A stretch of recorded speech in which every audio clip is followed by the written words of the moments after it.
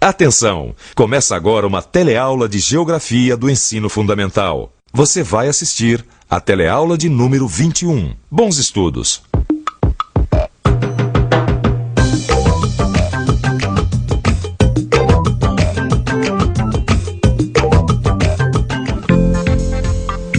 Eita, mundo velho sem porteira. Eu sempre uso essa expressão quando quero falar dessa nossa terra. E é um mundão mesmo, cheio dos mais diversos tipos de paisagem. Tem cidade grande, tem pequenos vilarejos, campos plantados com soja, milho ou laranja. Tem floresta, tem caatinga e por aí afora. Tem também gente para todo gosto. Gente diferente, com diferentes jeitos de ser e viver. E o interessante é que esse montão de caras diferentes fala tudo a mesma língua. A gente pode até estranhar um pouquinho o sotaque de um lugar para o outro, mas a língua é a mesma, o português.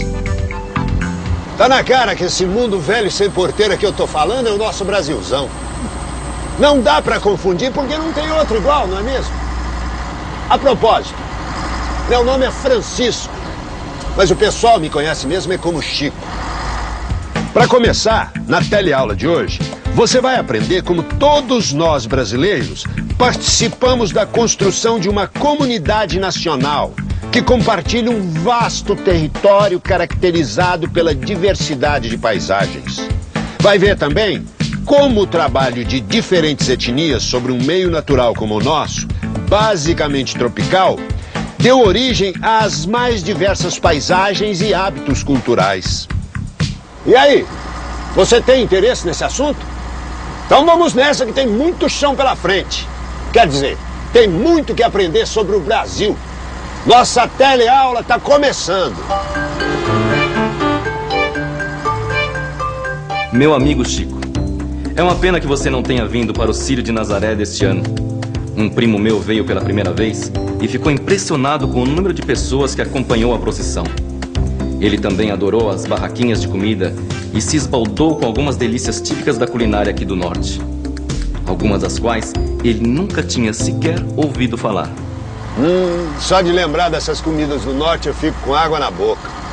O Círio de Nazaré é uma festa e tanto. E olha que eu conheço esse Brasilzão e já fui a tudo quanto é festa.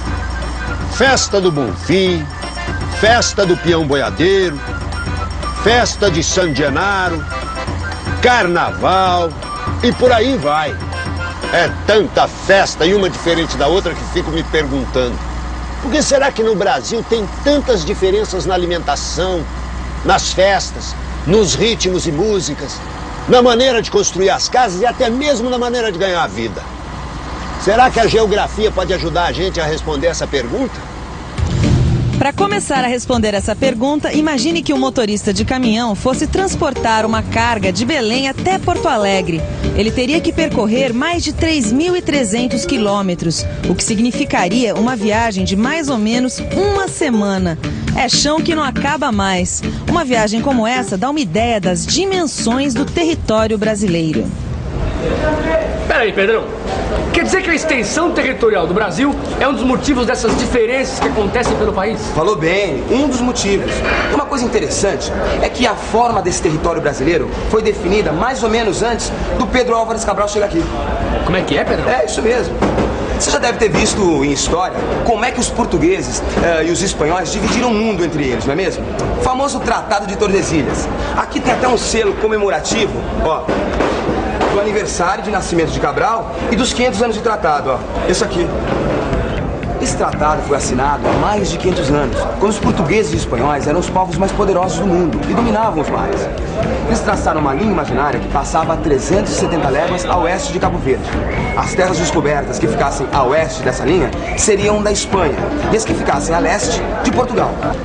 É lógico que a ocupação do território brasileiro é uma longa história, onde os principais personagens foram os ameríndios, os europeus, os africanos e, mais recentemente, os asiáticos. Quer dizer, as combinações dessas diferentes etnias são responsáveis pelas diversas manifestações culturais presentes no Brasil. Etnia, gostei da palavra. O Brasil é mesmo um caldeirão de etnias. É só olhar ao nosso redor. Tem gente de tudo quanto é jeito. E não importa se o cidadão é do norte, do sul, do nordeste, do sudeste, ele consegue se comunicar numa boa. Isso porque o povo brasileiro fala uma só língua, o português. Agora, não dá para tapar o sol com a peneira. Mesmo com essa facilidade de comunicação, o Brasil não é essa democracia racial que tanto falam. As oportunidades ainda não são iguais para todos os brasileiros. Ainda existe muito preconceito racial e falta de respeito pelo cidadão. É comum, por exemplo, a gente ler notícias sobre invasão de reservas indígenas. Pô, os índios já estavam aqui antes da chegada dos portugueses. Falando nisso, como será que os índios brasileiros viviam? Eles abriam clareiras nas matas para plantar mandioca, milho verde, batata doce. Eles dependiam totalmente da floresta para sobreviver. Os portugueses que aqui chegaram também se interessaram muito pelas nossas florestas, principalmente por uma madeira corante que era muito comum nesta época na Mata Atlântica, o pau-brasil. Foi daí que veio o nome da nossa terra. Mas já que você está interessado, vamos deixar esse loteamento de lado um pouco e vamos entender direitinho essa história da disputa pela ocupação do território brasileiro. É o que eu sempre digo. Professor, mesmo aposentado, não perde a chance de ensinar. Bom, primeiro é bom lembrar que a primeira metade do século XVI foi marcada por disputas comerciais e religiosas entre portugueses, espanhóis, ingleses, franceses e holandeses. Naquela época, a Igreja Católica era a toda poderosa, não é? Exatamente, exatamente. Até aquele momento, a Igreja Católica era a principal força religiosa. E portugueses e espanhóis controlavam a navegação aqui no Oceano Atlântico. E assim dominavam quase todo o comércio ultramarino. E esse comércio foi a principal ferramenta de divulgação da fé católica pelo mundo. Mas os ventos mudaram. E as reformas religiosas em vários países europeus foram acompanhadas pela intensificação das disputas comerciais. Os portugueses e espanhóis passaram a ter concorrência não só no controle da navegação, mas também no comércio e na colonização das novas terras. Nessa época, os franceses chegaram a se estabelecer no território brasileiro. E foi aí que os holandeses deram apoio a um projeto português que iria mudar a história da nossa colonização: a construção dos engenhos de açúcar. Bom, então com essa história de engenhos de açúcar, os portugueses deixaram a Mata Atlântica em paz, né? Nada, Antônio. Foi exatamente o contrário. Os portugueses, para plantar cana-de-açúcar, acabaram destruindo a Mata Atlântica. Nossa mesmo, eu não tinha pensado nisso. A terra devia ser muito rica, né? Imagina a quantidade de humus que não tinha no solo. Isso mesmo. E tem mais. Os engenhos eram grandes consumidores de lenha para o cozimento do açúcar.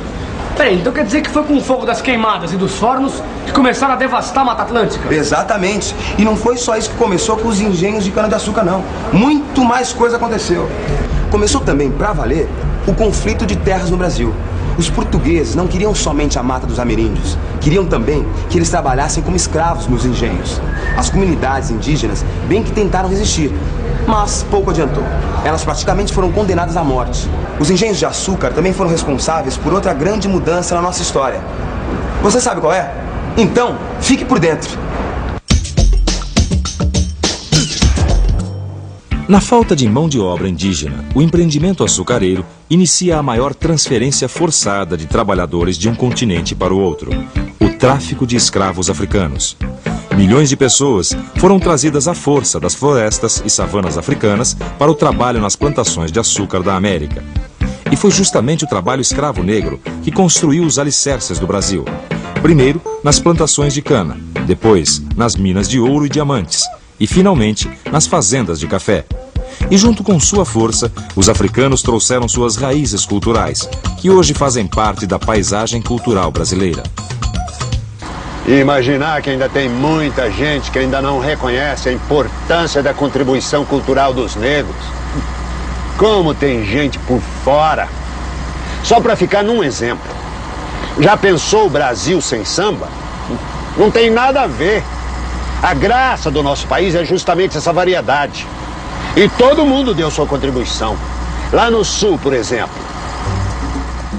Eu viajo muito para aquelas bandas E lá tem muitos descendentes de alemães e italianos, gente muito trabalhadora. Eles vieram atrás de trabalho e melhores condições de vida.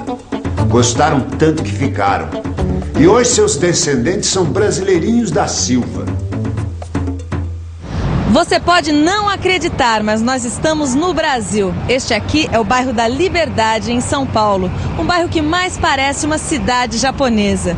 E os japoneses, é claro, contribuíram com mais uma cor para a aquarela brasileira. Eles chegaram aqui no começo do século XX, gostaram e ficaram, contribuindo com mais uma pitada asiática para a formação do povo brasileiro. Agora sim fica fácil entender a diversidade de paisagens que encontramos no Brasil. E este verdadeiro mosaico de coletividades está organizado politicamente em estados. Hoje o Brasil é uma república federativa, composta por 26 estados e um distrito federal, onde está Brasília, nossa capital. A ideia do regime federativo é permitir que as diferentes culturas possam se manifestar através de eleições diretas nos estados, sem, claro, esquecer da União Nacional, construída durante toda a nossa história. Se não respeitar, tem que respeitar. Cada povo tem um costume, um hábito, não? Diferente. Eu acho que não, eu acho que a igualdade, a consideração de um para o outro é que faz um país ter um povo que é consciente da sua nacionalidade, das suas diferenças e unir essas diferenças para um país melhor.